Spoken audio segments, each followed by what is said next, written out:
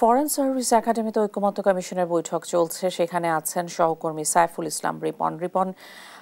ঐকমত্য কমিশনের বৈঠক সম্পর্কে বিস্তারিত জানাবেন। ইশিকা, বেলা 11টায় নির্ধারিত সময়ে আজকের এই বৈঠকটি শুরু হয়েছে এবং ইতিমধ্যেই সবগুলো রাজনৈতিক দল,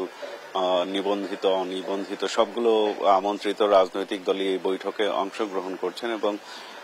আজকের বৈঠকে মূলত প্রধানমন্ত্রীর মেয়াদকাল, সংবিধান ও রাষ্ট্রের মূলনীতি এবং নির্বাচনী সীমানা নির্ধারণ নিয়ে যে পূর্বের অসম্পূর্ণ আলোচনা, সেই অসম্পূর্ণ আলোচনা চলবে এবং প্রথমার্ধের আলোচনায় কিন্তু প্রধানমন্ত্রীর মেয়াদকাল নিয়ে আলোচনা চলছে এবং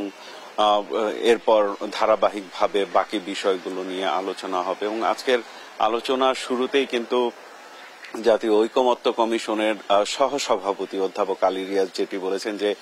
অনেকগুলো বিষয়েই ঐকমত্যের কাছাকাছি এসেছে রাজনৈতিক দলগুলো, কিন্তু চূড়ান্তভাবে জাতীয় ঐকমত্য তৈরি করতে গেলে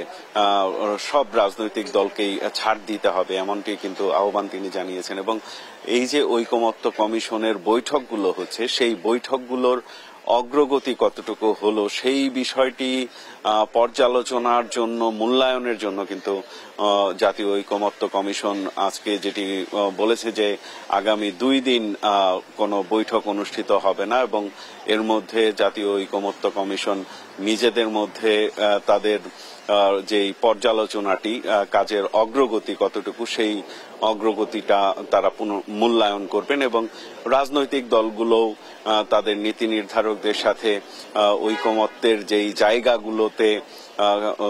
যাদের যেই বিরোধগুলো আছে কিংবা যে দূরত্বগুলো আছে, সেই দূরত্বগুলো কমিয়ে ঐকমত্যের জায়গায় পৌঁছাতে পারে কিনা সেই বিষয়টিও কিন্তু আহ্বান জানানো হয়েছে এবং সোমবার মঙ্গলবার 2 দিন এই ঐকমত্য কমিশনের বৈঠকের বিরতি শেষে আবার কিন্তু বুধবার থেকে জাতীয় ঐকমত্য কমিশনের যেই বৈঠক, সেই বৈঠক হবে। আজকের এই দ্বিতীয় ধাপের 5ম দিনের যে বৈঠক, সেই বৈঠকে মূলত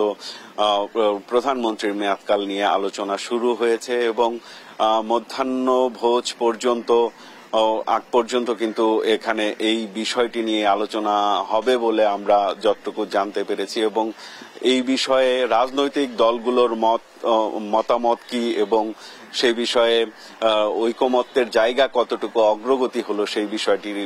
জানার জন্য আমাদের মধ্যাহ্ন ভোজের বিরতি পর্যন্ত অপেক্ষা করতে হবে। তো এই ছিল আমার কাছে এখানকার সর্বশেষ পরিস্থিতি। ইশিকা।